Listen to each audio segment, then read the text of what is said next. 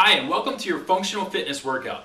Before we get started, let's take a look at what equipment you'll need for this workout. You can always pause the video to set it up or do the workout when it's most convenient for you.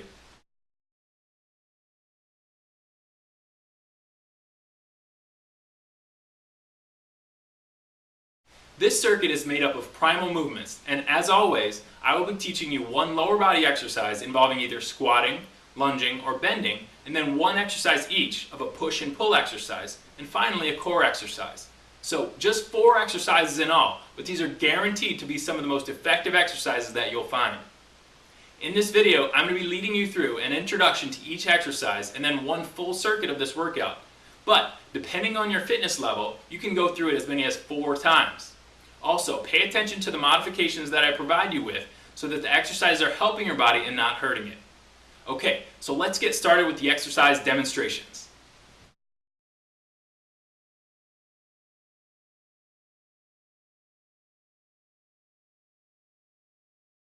Hi, welcome to your exercise demonstrations. I'm going to demonstrate for you 4 different exercises. To begin with, let's take a look at the squat. Now, a squat is something that you do every day, and it's a really important movement. So I'm going to give you a few different progressions for how you can do the squat in this exercise circuit. For the descended version of the squat, we're just going to do a body weight squat, and you can put your hands either on your shoulders or you can put them on your hips, whatever's comfortable for you. So you'll take about a shoulder width apart stance, and then get your arms in position and take it down nice and slow. And then back up. Slowly down, just go to a comfortable depth for you. Don't go too deep if it bothers your knees or anything. Just go halfway if you have to. One more. I'm going to take it all the way down and back. For the functional level of the squat, I'm just going to take a short bar. This one doesn't weigh more than 15 pounds. And then I'm going to do the exact same squatting motion. So shoulder width apart. And then slowly taking it down. And then back up. About 2 to 3 seconds down. And 2 back up.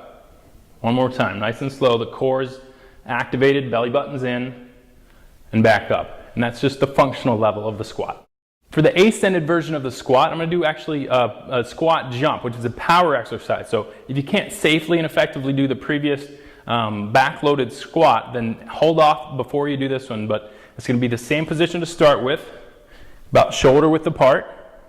Arms are going to be folded across my shoulders, and I'm going to drop down and up, down, up. And there you go. That's the ascended version of the squat. All right, now let's move on to your next exercise in this circuit.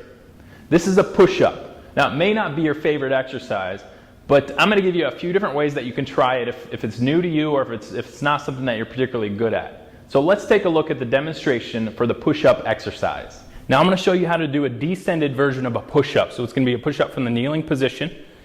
So I'm going to lay all the way flat on my belly, arms outside of my chest, and push up from there. So taking it down, feet are up in the air. Hands are outside of the chest, eyes are looking down, and press up, and then back down. Press up, the whole body comes up at once. There's no sinking of the hips or leading with the butt. Down, and then back up. For the functional level of the push-up, we're just going to do a regular push-up from the toes and pushing up all the way. So take it down to the same position, laying on my belly, up onto the toes, knees are off the floor. And here we go, pushing up all at once. Control it down slowly, touch, and back up. Up, and down. For the ascended version of the push-up, we're going to make it a lot more challenging and actually do an explosive push-up where I push up explosively off of the ground.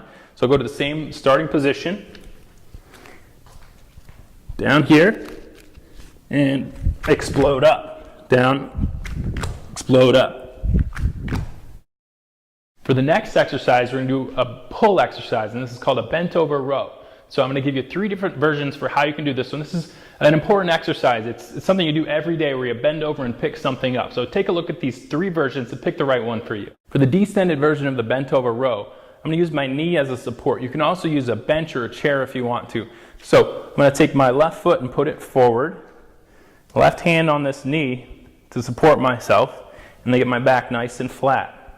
And then we'll let this other arm hang down with the light dumbbell and just draw the elbow back and come back down. Draw it back and come back down. My belly button's pulled in to support my spine. Pull back and then back down. And then you'll switch that and do the same thing on the other side. For the functional level of this bent over row with the dumbbells, I'm going to now have a shoulder width stance, dumbbell in each hand, soft knees, and then leaning forward from the hips. My belly button is in, so my core is supporting my spine, arms are hanging down here.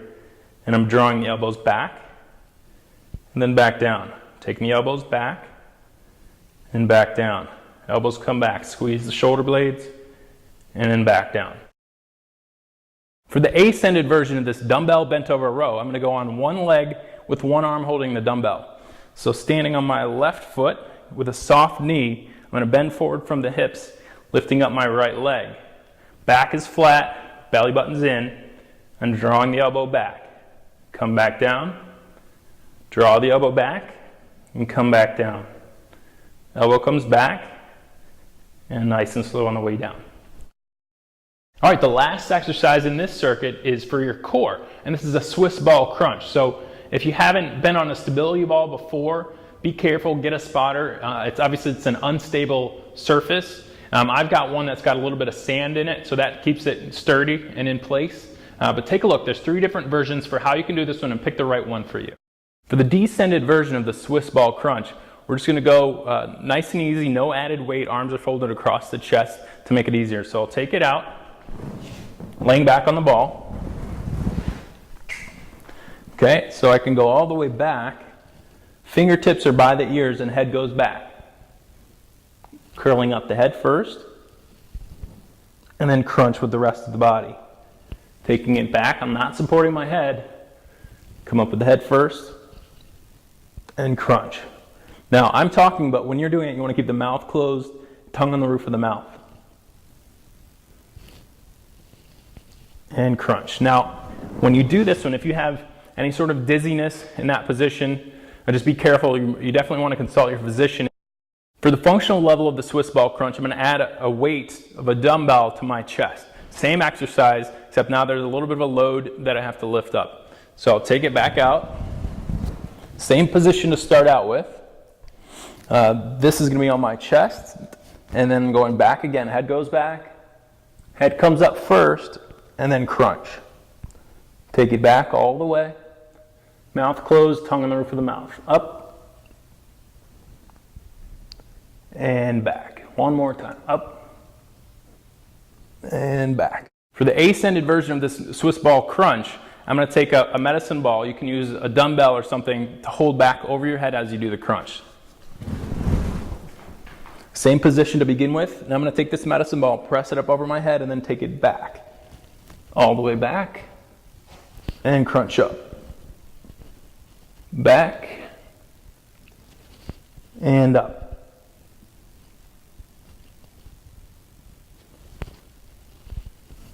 And that's the advanced version. All right, so now you know how to do all the exercises, and make sure you pick the right level for you. We're gonna get going on this circuit. So if you don't have your equipment ready, or you wanna do this at a later time, just hit pause and come back to the video later. We'll get started with the squat, then the push-up, then the row, and finally the crunch. If you need to take a rest in between the exercises, go ahead and do that on your own. At the end of it, you can always replay it to repeat it for multiple sets. So let's get started, and you can do it right along with me. Here we go. So starting with the squat, this is going on my back, and we'll get 10. Ready? And begin. Down, up, 1. Down slowly, up for 2. Down, up, 3. That's 4. 5, doing good. 6, 7, just 3 left. 8, 9, and last one. And 10. All right, we'll go right to the push-up. Right onto the floor. I'm going to do the functional level. So when we begin for 10. 1, 2, 3, 4, 5, 6, 7, 8, 9, and 10. Okay, next exercise, bent over row. All right, so 2 dumbbells, bending from my knees, leaning forward, and we go, row. 1, 2, 3, belly buttons in, 4, 5, 6, 7, 8, 9, last one, 10. Okay, last exercise. We used a Swiss ball to do crunch. I'm going to use a weight. So take it out. And this is on my chest.